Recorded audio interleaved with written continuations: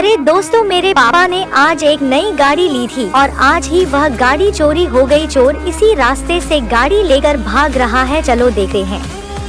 यही गाड़ी मेरे पापा की है, लेकिन उसे देखने से पहले बेटा, मुझे देकर नजरअंदाज मत करना। इस बार जो भी परीक्षा में पास होना चाहता है मैं उसे पास कर दूंगी, लेकिन मेरा भी एक काम करना होगा। तुम्हें इस वीडियो को लाइक और चैनल को सब्सक्राइब करना पड़ेगा और तुम्हें अपने 5 अच्छे दोस्तों से इसे शेयर करना होगा। और मेरे बेटे, जाते जाते कमेंट में जय माँ सरस्वती लिख दो। अरे बाप रे, गाड़ी का तो पापड़ बना दिया।